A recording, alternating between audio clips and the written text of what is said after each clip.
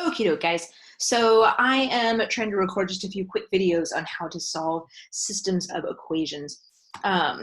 So I did, oopsie, get out of here. I did graphing.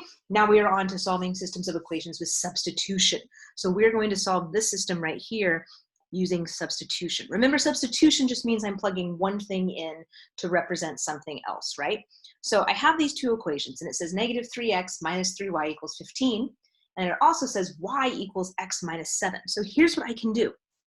If I know that y is equal to x minus 7, I can just take x minus 7 and substitute it in for that y right there, right? So this is what it ends up looking like. I have negative 3x minus 3, but instead of writing y, I'm going to substitute. So I'm going to say x minus 7 equals 15, like that. Okay, so now what I have is an equation with a couple of x's in it. So I'm going to go ahead and solve for x. I'm going to get the x by itself. So let's focus on this. So I plugged in the y for the y right there. We're going to solve it. Excuse me. So the first thing I need to do is I need to take that negative 3 and distribute it real quick. So let's do that. So I have negative 3x out front. Y'all, what's negative 3 times x?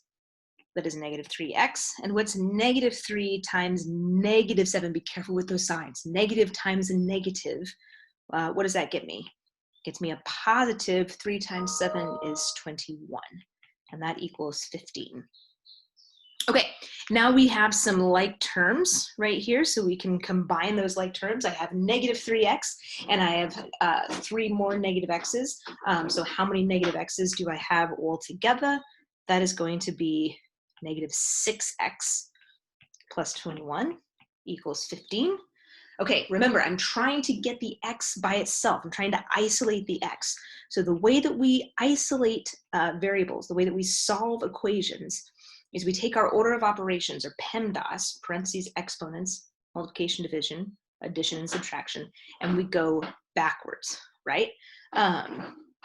So I need to start with the addition and subtraction part. So what am I adding or subtracting? I'm adding this 21. So I need to get that 21 out of there. So what's the opposite of plus 21? I hear you saying minus 21, and you are exactly correct. So that's negative 6x is left because those are gone. 15 take away 21. I'm doing this in my head. I think is negative 6. I should check that. I think it's negative 6. I think we're good there. Okay, then, so we've taken care of the addition and subtraction. Now, check this out. I have negative 6 times x. So I need to move that negative 6 out of there. Can y'all hear my chickens? Those are my chickens having a good time out in the backyard. Delightful. So it's negative 6 times x. So what is the opposite of multiplying by negative 6? Hopefully you are saying dividing by negative 6. So I'm going to do that on both sides. Those are gone. I just have x over here, and negative 6 divided by negative 6 is positive 1. You are correct. Okay, so now I know what x is. I found out what x is. Delightful. I still need to know what y is. Don't stop yet, because we're not done. I need to know what the value of y is. So let's figure that out. I know from my original problem that y is equal to x minus 7. Y'all, I also know that x is equal to 1. That's what I said right there. So watch this. Are you ready? I'm going to blow your mind. I'm going to say y is equal, and instead of x, I'm going to say 1. So basically, I'm just taking this x equals 1, boop, boop, boop, boop, boop, boop, boop, and I'm plugging it in right there, right? So 1 take away 7. So y is equal to 1 take away 7 is negative 6. Oh, look at that. We made it. Okay, so the way I'm going to write this answer at the end is as an ordered pair. So I'm going to say x is 1, so x comes first, 1 comma, y is negative 6, boop, boop, boop. Let's make that a real parenthesis. And that is my answer. Huzzah! We've done it. That's it.